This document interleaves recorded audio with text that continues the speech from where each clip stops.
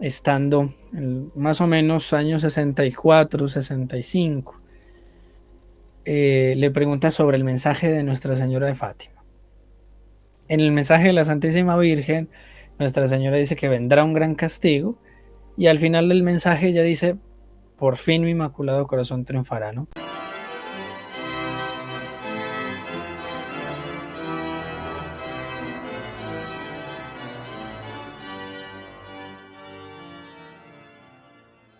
Evangelicemos un poco, o intentemos, Sí, señor. sin ser tan soberbio de mi parte, porque evangelizar es, bueno, es dar una buena noticia, etimológicamente hablando. Sí. Eh, si uno toma de sus palabras, Diego, esta predisposición del Padre Pío para disminuir la carga de castigo para aquellas almas que están padeciendo y que él pone su propia humanidad al servicio de, de esa prueba, de ese castigo, eh, uno ve como muy lejana la propia santidad, porque dice, hablando crudamente, ¿no, Diego? Es decir, son muy pocos los que ofrecen su vida por los demás. Son extremadamente pocos. Y la verdad que da hasta temor decir, ¿seré capaz de comprometerme a eso? ¿Seré capaz de sufrir? ¿Qué me va a pasar a mí? ¿Qué va a pasar con mi familia? ¿Qué va a pasar? Uno empieza a pensar como un ser humano de a pie, de todos los días, eh, Claro. siendo que el ejemplo del Padre Pío es de absoluta naturalidad. También convengamos que desde chico, desde muy chico, en el seno familiar también se hablaban de estas cosas y sin embargo eh, uno lo ve ahora con la vida prácticamente hecha y dice, ¿sería capaz de despojarme de todo hasta de mi propio bienestar de salud por otro? Llegaré a ser ese camello que pase por el ojo de la aguja, ¿no? Eh, ¿cómo, ¿Cómo se puede bajar la carga de temor que genera semejante ejemplo, como por lo menos no igualarlo, sino seguirlo, Diego? Bueno, yo creo que vamos a intentar hacerlo, como usted decía, de una forma sencilla y voy a tener que recurrir a otro gran santo, una santa que es Santa Teresita del Niño Jesús, para poder Ah, darle sentido a la respuesta. El Padre Pío es admirable porque le dijo a Dios sí. Ahora, ¿qué pasó? Que el plan de Dios con el Padre Pío era especialísimo, es decir, esa no es la vía para todos, tanto que, como yo lo dije, fue el primer sacerdote en 20 siglos en ser estigmatizado y hasta hoy es el único. claro. Eh, yo mencionaba algo de San Pablo porque hay una cierta frase de San Pablo donde él habla de esas heridas que él siente, ¿no? Como que punzan su piel, entonces a veces se entiende como los estigmas, pero bueno, es algo que no se sabe tan propiamente. Pero en el Padre Pío es así y bueno, hasta la misma ciencia se rindió ante ese hecho. Entonces, ¿qué pasa? Que el Padre Pío dijo sí y Dios tenía un plan y lo pone en él porque dijo sí. Entonces, no es para todos la misma forma, es decir, podemos imitar al Padre Pío en ese sí y Dios sabrá darnos, digamos, Ah, esa misión, esa vocación, que puede que no sea algo tan grande, seguramente no lo va a hacer, puede ser hasta una cosa demasiado simple, pero seguir al Padre Pío es imitarle en eso que él dice sí. Y por eso él toma una frase del profesor Plinio Correa de Oliveira que decía, para las generaciones nuevas, como él fue un gran educador de los jóvenes, para las generaciones nuevas hay santos que es mejor eh, mirarlos y tenerles devoción que imitarlos, claro. porque es muy difícil. Y Algunos sí, santos tienen una vida muy, muy fuerte, entonces algunos no es tanto imitarles como sí admirarles. Y la imitación, digamos, claro que sí está en un nivel y es decir sí. Ahora, el Padre Pío se convierte en un padre espiritual y eso es lo bonito, que es un santo que no es, digamos, hay que imitarlo evidentemente, pero que él se vuelve un padre espiritual para nosotros, es decir, ayudarnos en la medida de lo que nosotros podemos hacer como él dijo sí a Dios, entonces nosotros a decir sí a Dios en nuestra medida. Incluso él lo dice en el canal, empezamos a colocar algunas frases y una de ellas era en ese sentido. Eh, una de ellas era: el que tiene miedo a condenarse no se condenará. O sea, solo eso tan sencillo, tener miedo a condenarse no se condenará, ¿no? Porque a veces, bueno, ¿y yo qué tengo que hacer? Bueno, hay veces que son cosas simples. Él Ujú. también decía: ora, espera, no te preocupes. Entonces, él es un padre espiritual y un símbolo de nuestro Señor. Y bueno, yo mencionaba a Santa Teresita porque yo creo que la vida del hombre moderno no es, los hombres de todos los siglos son diferentes. Ujú. La vida de Santa Teresita es, yo creo que la vida del hombre de hoy, es el camino del hombre de hoy, porque hoy es Santa Teresita el Niño Jesús, hasta doctora de la Iglesia, pero si nosotros nos vamos hacia atrás, al siglo XIX, vamos a ese monasterio de Carmelitas donde ella muere. Ella muere siendo una monja muy joven, carmelita descalza, y una monja común y corriente, simplemente. Ujú. Ahora, ¿de dónde nace la Santa Teresita, doctora de la Iglesia? Bueno, hay una costumbre en los Carmelos descalzos y es cuando muere una de las hermanas en cualquier parte del mundo hacer una pequeña biografía de ella, si dejó algún documento, entonces anexarlo en esa biografía y esos comentarios de la superiora, de las hermanas, etcétera, y hacer varias copias y mandarlo a todos los monasterios del mundo entero de las carmelitas. Ujú. Bueno, eso hicieron con Santa Teresita. La superiora le había mandado que ella escribiese su historia y ella la titula La historia de un alma. Y entonces ella hace como una autobiografía y lo escribe y bueno, muere de tuberculosis, por eso tan joven. Ujú. Y ese libro va por todos los Carmelos y las hermanas en todos los Carmelos empiezan a leer. Y cuando empiezan a leer se dan cuenta de que esa monjita tan pequeña tenía un alma extraordinaria. Y era extraordinaria hasta por lo sencillo, porque Santa Teresita decía: yo acepto lo que Dios me mande, semejante al Padre Pío. Yo no pido que sea grande ni pequeño, sino lo que Dios me mande. Entonces, Claro. ella decía: si mi tarea y lo que Dios me manda es que barra el monasterio, pues yo voy a hacer la que barra el monasterio. Si Dios me manda a cocinar, pues voy a hacer la que va a cocinar. Si Dios, y ella decía, en esos pequeños actos, Dios ve la voluntad. Claro. Entonces lo hacemos con tanta despretensión y tanto amor a Dios que eso da un fruto inmenso. Al punto de que Santa Teresita es la patrona de las misiones. Una monja que no salió de su monasterio Claro. ser la patrona de las misiones por eso.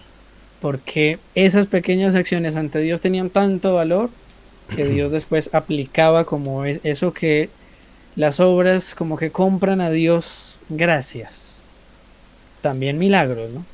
Claro, claro, Y claro. los aplica. Y en el Padre Pío pues eso se evidencia de manera extraordinaria y como yo digo, visible, es muy visible. Es decir, uno de los milagros del Padre Pío, por comentar alguno, es de una mujer que no tenía córneas. Entonces, si no se tiene córneas, simplemente no se puede ver de ninguna forma.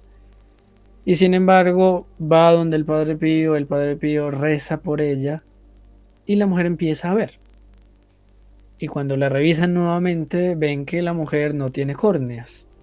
Y sin córneas está viendo. Entonces, un milagro así de patente, tan extraordinario, pues se vuelve común en el Padre Pío porque le dijo a Dios sí. Y bueno, y con la bilocación eso es mucho más evidente. Pero no sé si me enredé mucho al No, responderle. no, no, no, no, está perfecto. Está perfecto, Diego. Está perfecto porque no sé por qué tengo la percepción, simplemente es una percepción, que puede llegar a suceder lo que se dice, que donde dos o tres se junten en mi nombre, ahí estaré, ¿no? Y es como que esto que nosotros estamos haciendo, Diego, más los queridos amigos que están compartiendo desde el chat, eh, tal vez genere en quien lo vea más adelante, porque esto es a demanda, ¿no? Este tipo de comunicación Sí, eh, es el milagro de, por ejemplo, estar hablando en tiempo real con alguien que puede estar en la tarde europea o en la madrugada europea o en la mañana de Oriente, y estar hablando en tiempo real. Entonces, esto cuando alguien lo vea, probablemente sienta eh, esa necesidad de conocer al Padre Pío. Yo lo conocí un poco por mi mujer, que me dijo: tenés que ver la película, tenés que leer, tenés que ver esto, aquello, lo otro. Y la verdad que yo tengo una imagen de él en mi lugar de trabajo, es esta imagen. Y yo no sé si está mal o está bien, usted me dirá, Diego. Hablo con él como si hablara con alguien presente, en cuerpo presente, ¿no? Y siento, siento compañía, ¿no? Entonces, esto que yo estoy testimoniando, me gustaría que tenga rebote en quienes nos esté escuchando, como para que se anime también a no dudar y a, bueno, sí, estoy predispuesto, decir, ¿no? Como veníamos diciendo. Saludamos a Betty Hernández, que nos está escuchando desde Australia, a Mili Otarola, buenas noches, a Oscar Ortiz, que nos saluda desde Paraguay, Catherine Rodríguez, buenas noches desde Bogotá, Colombia, Dios los bendiga, muchas gracias, Catherine. Adriana Jiménez, gracias por acercarnos tanto al Padre Pío, gracias por cuidar nuestra alma junto a nuestro querido santo, bendito seas tú, Padre Pío. Yasmín Maestre, desde Barranquilla, Colombia, Santo Padre Pío, escucha y lleva mi petición a Jesús. ¿Qué le pasa a Diego cuando escucha estos mensajes?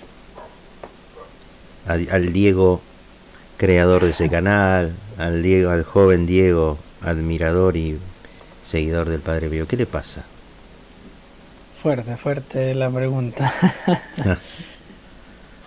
Es sorprendente, hay mensajes, hay tantas cosas que se dicen, a veces que no se dicen, que uno simplemente dice, bueno, si todo este esfuerzo logra hacerle bien a un alma, ya valió todo el esfuerzo. No importa si somos 165.000 suscriptores, si somos dos, si hay una sola alma a la que se le hizo bien, ya, valió todo lo que se hizo. Entonces causa impresión porque hacerle bien a las almas y a veces de forma tan profunda, y no es uno, es Dios a través de uno, es fuerte, es difícil explicarlo. Yo creo que simplemente se podría decir, uno queda como en un cierto shock y decir, Dios mío, cuánto bien puedes hacer a las almas por medio de un servidor tuyo tan infiel, ¿no? Es algo misericordioso. Yo creo que es ahí donde uno dice, Señor, eres misericordioso. A mí me impacta de buen modo, pero no deja de asombrarme, la necesidad de alguien como Milena, por ejemplo, decir: buenas noches, Padre Pío, ruega por nosotros, es decir, invocar a través de nuestra charla, a través de este espacio que estamos teniendo que nos atraviesa, a mí me atraviesan este tipo de pedidos y de oraciones muy sui generis que suelen hacer quienes nos escuchan, pero muy valederas y bueno, sí, es impactante, Diego, es impactante. Y yo Antes de... creo, don Sí, Jorge, qué pena, y lo que usted mencionaba sobre hablar así con el Padre Pío, la, la tecnología tiene algo de mágico.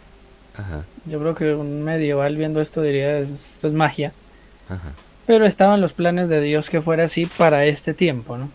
Ahí se podría hacer todo un análisis muy sí, interesante, sí, pero también porque, como que, bueno, en un tiempo tan descreído, porque en otros tiempos, pues, era más común tener un contacto con lo sobrenatural y a veces no solo con lo sobrenatural, sino también con lo preternatural, con lo que está abajo. ujú, Pero hoy no, hoy es lejano, ¿no? No se habla de los ángeles, no se habla de esa, digamos, no se tiene un contacto tanto o tan fuerte como en otras épocas. Y claro, entonces la tecnología ayuda mucho a entender eso, ¿no? Muchas personas escuchando al mismo tiempo o esta grabación aquí queda y es un continuo, pues imaginémonos el cielo, es mucho más real esa comunicación, ujú, ¿no? Es como otro espacio-tiempo, es de tal manera que el Padre Pío realmente nos escucha y está allí más real que cuando estaba aquí, porque está con Dios, ¿no? Que es el ser puro. Entonces, claro.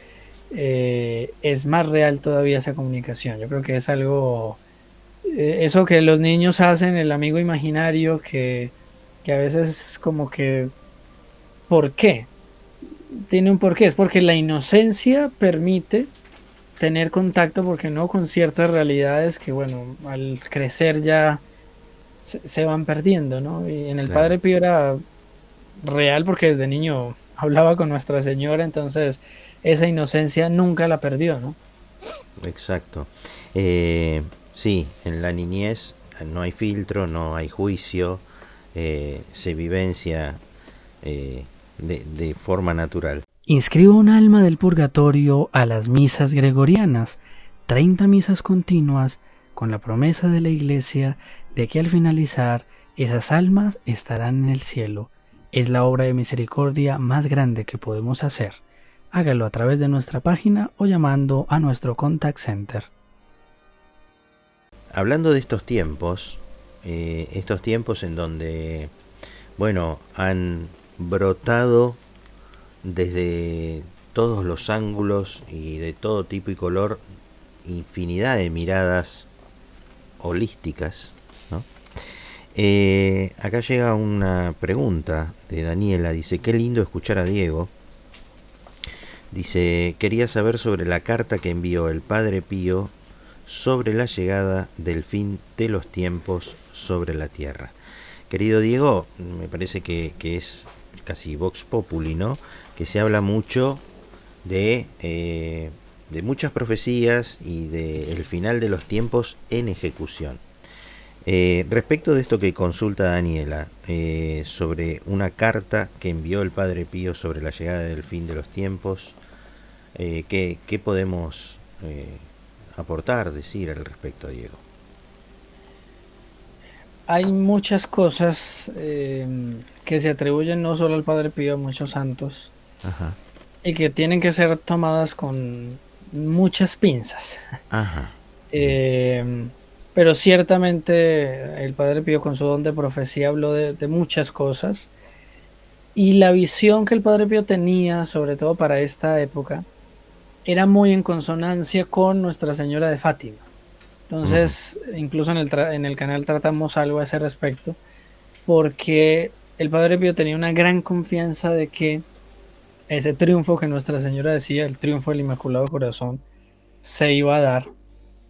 Pero claro, es un tema que hay que tratar con mucho cuidado. ¿Por qué? Porque estamos en medio de un mundo en que la confusión es tan grave, ujú, en que algunas personas sienten ese deseo que es muy bueno de lo trascendente, ¿no? De qué va a ujú, pasar, el fin del mundo, etcétera. Eh, pero que puede generar, digamos, desvíos. Otros no se interesan por eso.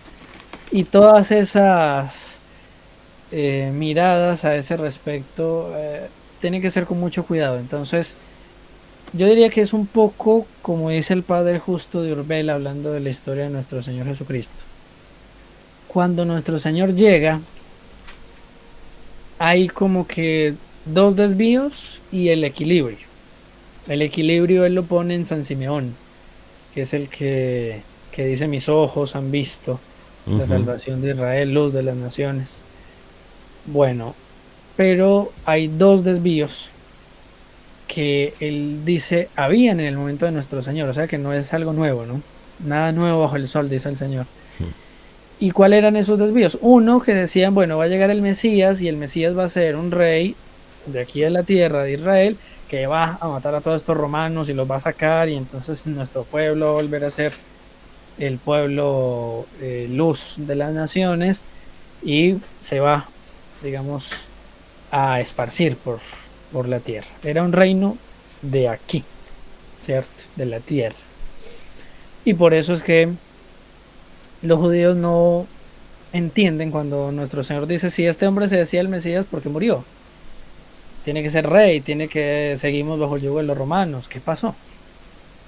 Y luego otro desequilibrio que parece contrario es de los que decían, bueno, cuando venga el Mesías será el fin. Es decir, viene el Mesías y ya, se acabó el mundo. Pero vemos que ni una ni otra eran la verdad. Era lo que San Simeón creía. El Mesías iba a llegar como luz de las naciones, de los pueblos paganos, todas las naciones de la tierra. Y no era un rey terrenal, era un rey del cielo. Y iba a morir en cruz para redimirnos. Y al final sí, se libera el pueblo judío porque se libera el mundo entero, pero de las tinieblas Ujú. del paganismo y se le entrega al cristianismo. Y hoy hay esas vertientes, ¿no? Algunos que creen que no va a haber fin o que al final va a ser algo medio solo, no sé, la luna se va a precipitar sobre la Tierra, es decir, no hay juicio, no hay nada de esto. Y otros que dicen ya, o sea, mañana se acaba el mundo.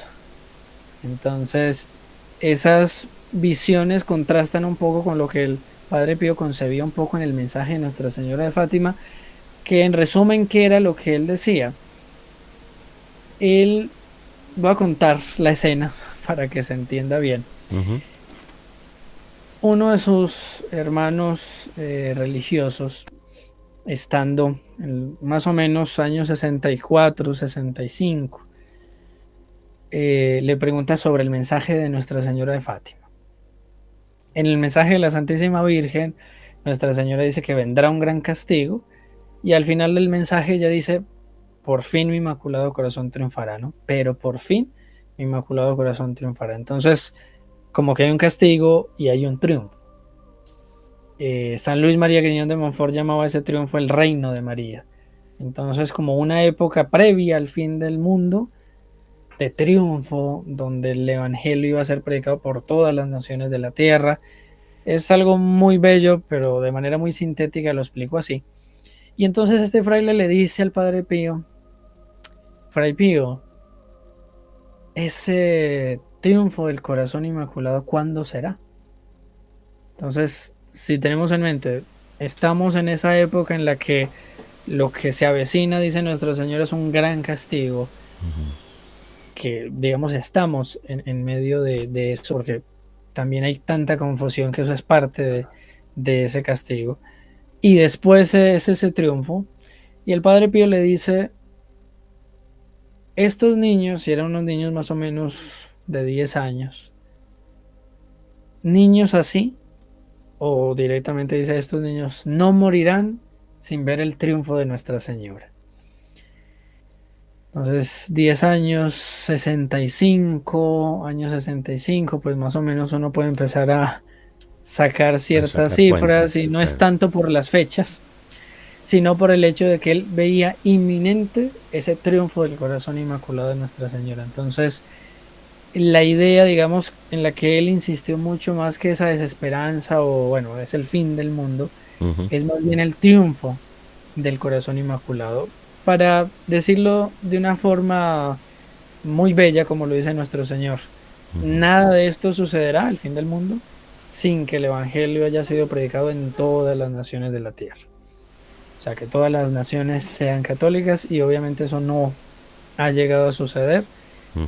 Y en ese reino de María, en esa época de ese triunfo del corazón de Nuestra Señora, eso sucederá, dure lo que dure, y ahí sí será el fin del mundo. Me extiendo un poco porque sí es un tema que hay Está, que tomar con mucho cuidado. está perfecto, Diego, y hay que necesariamente tomarse el tiempo para no crear suspicacias, para no crear, eh, eh, digamos, más confusión a la confusión generalizada que ya tenemos, si se quiere, con una intencionalidad aviesa también, ¿no? Generar cierta confusión. Eh, Milena ya leí, buenas noches, Padre Pío ruega por nosotros. Marta Otero, buenas noches, gracias por compartir, dice Marta, gracias. Lo escucho desde Colombia en Santuario, Antioquía, bendiciones, gracias por su saludo, bendiciones. Bueno, gracias. En la medida en que podamos leer, a mí me gusta leer y compartir y tratar de que tu mensaje, vos que estás del otro lado escuchando, pueda ser compartido y que gracias a la generosidad y a la sabiduría de Diego pueda ser respondido. Buenas noches, Padre Pío, no me dejes nunca, gracias por cuidarme, ayudarme para entrar en la voluntad de Dios, dice Sonia Hidalgo Madrigal. A ver, hay un mensaje que me gustaría leer que se me fue un poco de aquí del chat de del canal respecto a, vamos a poner una imagen de mi querida ciudad de Buenos Aires, Diego, para yo poder leer en el canal un mensaje que dice Nieto Medina, tuvimos una experiencia con el Padre Pío. Mi esposo vio el rostro del Padre Pío en una madera que iba a tallar una virgen y él no lo conocía. Buscando, encontré la imagen que él veía.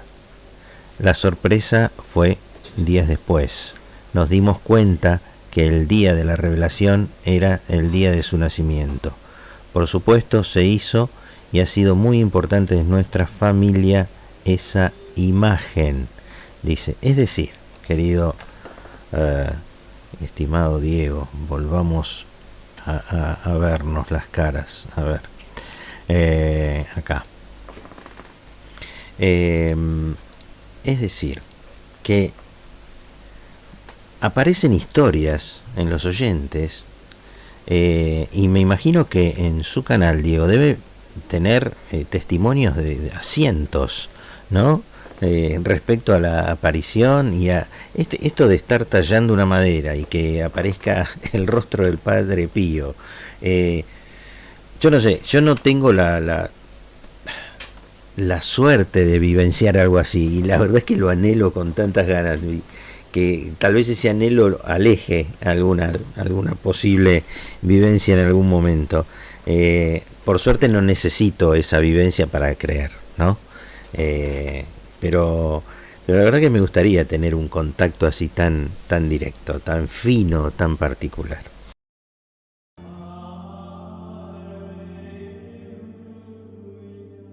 In nome del Padre, del Figliolo e dello Spirito Santo, e così sia. Sia lodato Gesù e Maria.